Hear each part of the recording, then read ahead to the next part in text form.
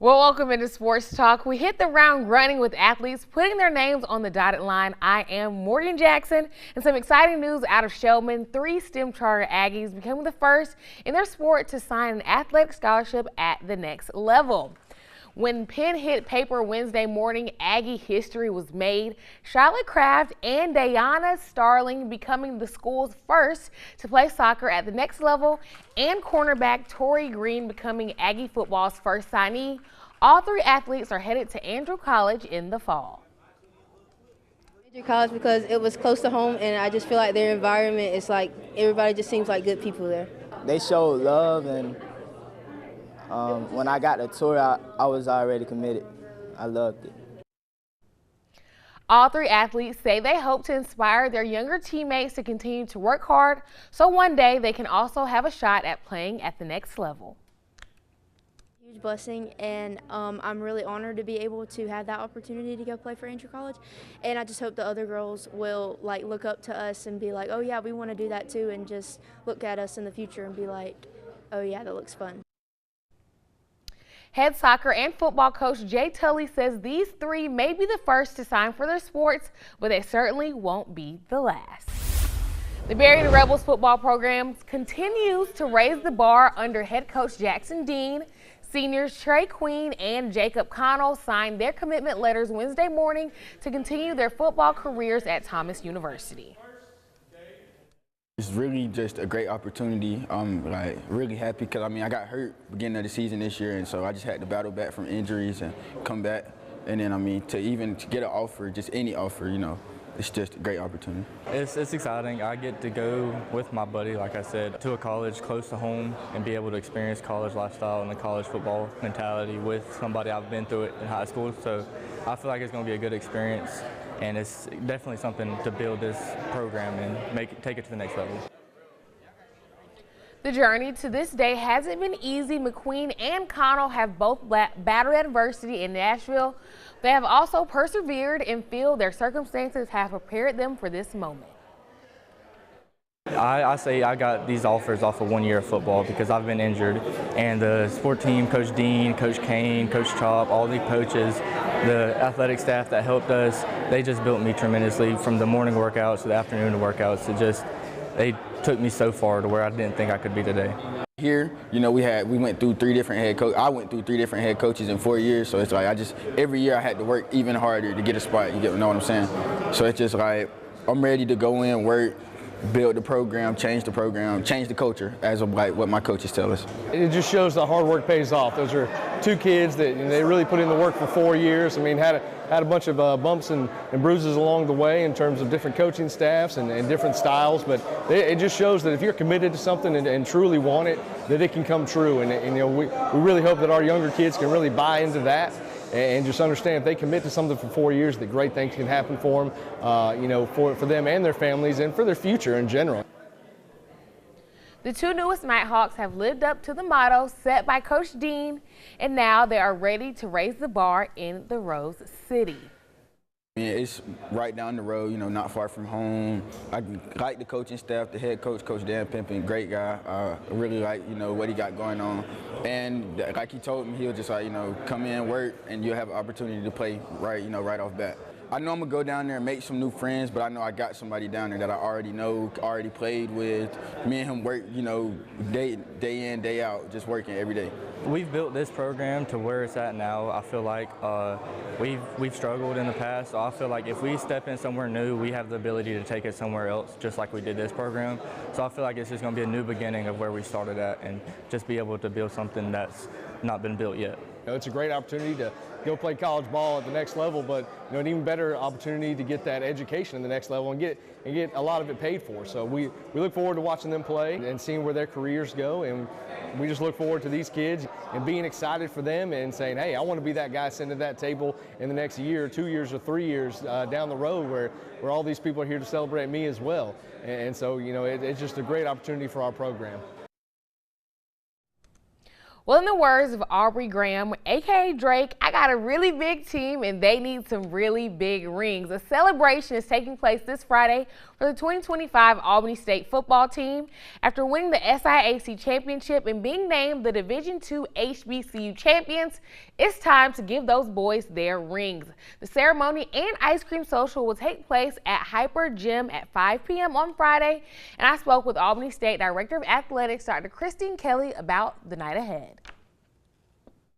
Well, first of all, Morgan, thank you for the opportunity just to even talk about this football championship community celebration. One, as you know, we had the 2025 SIAC and Division II HBCU national champions, and we just want to celebrate and really recognize the community because this championship wasn't won just by the team itself. It took everyone from alumni, fans, community members, cabinet members, you name it, parents, right? Administrators. So on Friday, you'll be able to have 2025 championship posters that will be signed, 2026 schedules. We have a little fundraising piece that we're going to promote and launch on that day. But most importantly, we're going to reveal the actual championship rings and have our official championship ring ceremony for those young men and young women that were part of that historic program. Now, Dr. Kelly, I know you have a lot of rings. I know you have a little case. I don't know if it's in this office or the other. In my other office, yeah. What makes this ring and this group of young men so special to you? Oh my gosh. Well, first of all, and I know this may sound really weird to say this, but all I can do is speak from my heart.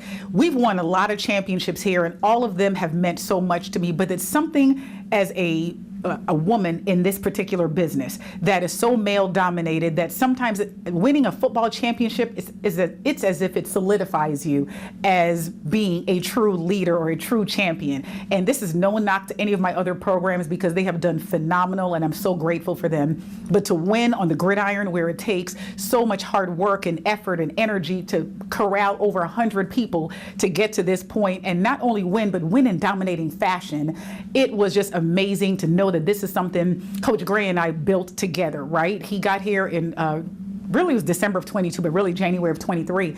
I got here in July of 23, and together we worked to ensure that I was supporting him on the back end to make sure I moved obstacles out of the way for him, and he just went to work and did the things that he did and corralled that group of young people. So to win this championship here at Albany State, being such a historic program has been phenomenal, and I'm so grateful for the experience. You talk about your love for this team and these guys. How excited are you to see some of the guys come back to campus? Oh my gosh. So first of all, a few of them came this past weekend to the our spring game, and it warmed my heart. It was about 6 or 7 of them, and just to see them, my heart felt so full. So to know that many of them, even more of them, will be back this Friday, I'm just so excited because the reality is most of those young men have already graduated. Many people don't know that. So for those who may have transferred to other institutions, I'm just proud to see them be able to live out the things that they wanted to leave, and they left here with a championship, with a degree, and a wonderful experience, and to know that Albany State was a part of that, it just warms my heart.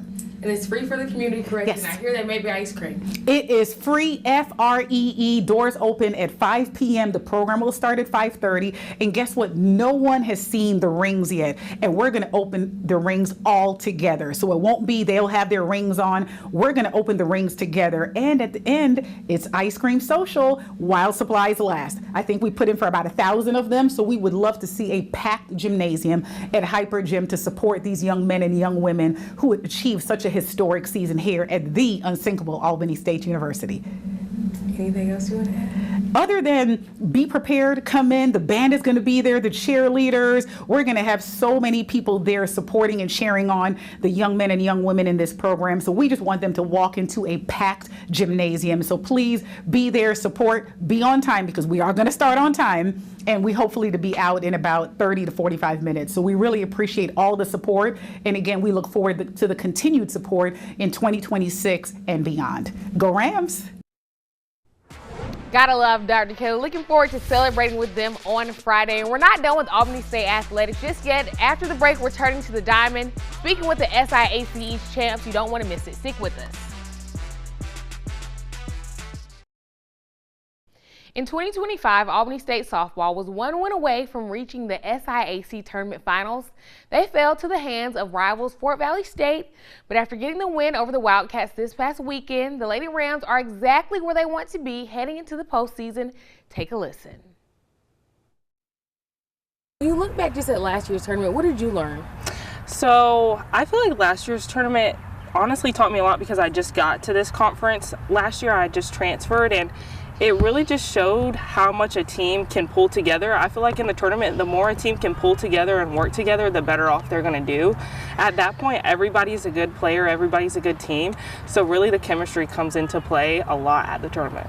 This is a very young team. How much have you stressed that to the young girls on this team? Oh, I feel like they as a team have picked up just friendship and teamwork so well.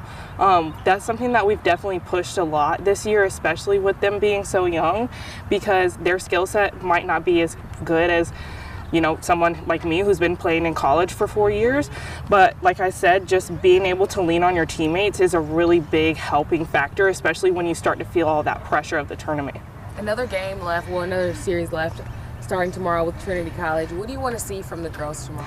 I just want to see us continue to go up on that path that we've been going up on, continuing to make those big plays, continuing to stay hot at the plate. And I mean, it'll be good and going straight into the tournament off of hopefully 2 wins. When you look at this team and just going into the tournament, what do you feel like makes this group different from all the other teams in the SIAC? I think honestly what makes us this group different is that we are so young, so they don't know what it's like to lose, honestly, because they just got here and we're winning. Obviously we've lost some games, but they're hungry for more wins, so I think that really sets them apart. You, a senior, having that loss from last year still in the back of your mind, how hungry are you going into the tournament? Oh my gosh, I want it so bad, and I think that everybody else wants it just as much. For me and the other 2 seniors, Ariel and Brio, everybody's been saying we want some bling on our fingers, so hopefully we get it. Anything else you want to let me know? Go Rams! The Lady Rams ranked first in all of the SIAC in batting with a .351 average and ranked second in hits behind Spring Hill with 411. The Lady Rams have leaned on the arm of freshman pitcher Mackenzie Fitch, who's pitched 16 complete games with 38 strikeouts and has a 2.44 ERA. The young Rams says she wouldn't have this success without those around her. This team is very supportive. As a freshman coming in, I was very nervous, but this team has really helped me gone through and get these wins, really. Now, if we take a look at the SIAC standings, you'll see right there that Albany State is ahead of Edward Waters and Savannah State. And then when you look at the west side, the Wild Wild West, we go over there. Tuskegee and Spring Hill are both teams that Albany State have lost to with their 19-5 record. But I spoke with Coach about how they're feeling heading into the tournament next week. Seeing after your team lost to GSW, then rallied back and got the series win over Fort Valley, what did last week teach you about this group of girls? They're resilient. We've been faced with adversity at times this year, and they came through really well. And the Georgia Southwestern game was up 5-1. Things didn't go real well for us toward the end, but then we came back, pretty much handled Fort Valley in the first game, and then the second game went 10 innings. And I watched these young ladies as they get down in the 7th or 8th, whenever it was, I don't remember, but then they get down in the 8th or 9th and then down again in the 10th, and we rallied back and finally won that game to take the series. When you look at just the SIAC as a whole, what makes the East Division strong? Well, the East Division, the whole conference is strong, but the East Division, we've got a whole bunch of teams on this side that are really good. There's a good team that's going to be left out of the playoffs, and like Fort Valley, if they win one game against us, they make the playoffs. If they don't win that game, Clark makes the playoffs. But because they won the finale, Clark's going to make it. But Clark is really good, and so you got 5 or 6 teams on this side that is extremely strong. How do you feel about your pitching going into the tournament? Mackenzie's as my number 1. She's been doing really well all year. She's going to pitch one of the 2 games tomorrow. If she wins that, she'll have 20 regular season wins, which is phenomenal. I've been coaching since 2003, I think, and I've had one girl win 19. I've never had a 20-game winner, so I think that is a phenomenal feat that she's bordering on. Tamia Pierce has come on really strong. Both of them are freshmen, and she pitched all 10 innings against Fort Valley in the win. And just her maturity and the way she's blossomed throughout the whole year is a tremendous asset to our pitching staff. You talk about them both being freshmen. How important is the youth of this team? Well, imported or unimported, that's who's out there. So we have 12 freshmen, a few sophomores. I think we only have a couple of juniors and 3 seniors. Yeah, the youth of this team is amazing, and they've done well. Some of the girls that don't get mentioned a lot is the role players that don't play as much. Guinevere Taylor, for instance, she warms up the bullpen. She's in between innings with the pitchers. Taila Chuka, it's hard to say her name. She does a lot of the bullpen work. Janiah Drake is a runner that's pinch hits. They've all played their roles so importantly that it helps us. It's just a glorious team to have to coach. Not many seniors on this team, but I know those 3 seniors have a bad taste in their mouth after last year's tournament. Those 3 young ladies specifically, what are you looking to see from them as we go down the stretch into next week?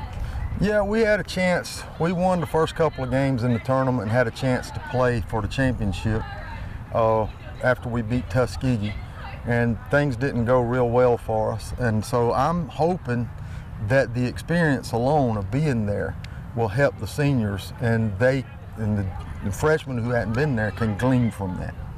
As a coach, what did you learn from being in that situation that you will maybe do differently, or just in the back of your mind as we head into next week? Well, you always prepare. Luck follows them that are prepared. So we're going to prepare the same way. We, felt like that the team was ready, we were ready, and in both of those games, we were right there knocking on the door. We just, softball's a funny game. You got to come up with a big hit or you got to make a big play, and in those sequences, they just made a better play than we did. Still have another opponent left before we head to Columbus next week in Trinity Christian College starting tomorrow. What do you want to see from your girls in this last regular season game? I want them to be able to raise their level of intensity, because it's a non-conference game. It's 2 games before we play in the playoffs. It's better than practicing, but I want them to come out with the desire to win those games and win every pitch. Anything else you want to let me know, Coach? We're Eastern Division champions. First pitch in tomorrow's doubleheader is set for 1:00 p.m. at ASU West campus. And after the break, a recap of the Single A Division I Region I meet. Stick with us. Going back-to-back is something many teams failed to do, but the Thomasville track team was able to get it done, claiming the Single A Division I Region I title on both sides. Michaela Clark leading the way, going 4 for 4 with golds in the 200-meter, 400-meter, 100-meter hurdles, and 300-meter hurdles. The guys doing their part, led by the twins Caden and Carter Walker, also sending 3 to sectionals in the hurdles. Mission accomplished, and all is well in the Rose City. Now, the top 4 from each event advance to sectionals. And if you'd like to see some more South Georgia talent in action, the 3A region meet will take place tomorrow at Hugh Mills. And postseason baseball is also underway. Tonight at 11, we'll have highlights from Irwin County versus July and Baconton hosting Washington Wilkes. And I guess that does it for me tonight here in South Georgia. Thanks for joining me, and I'll see you later. Have a good night.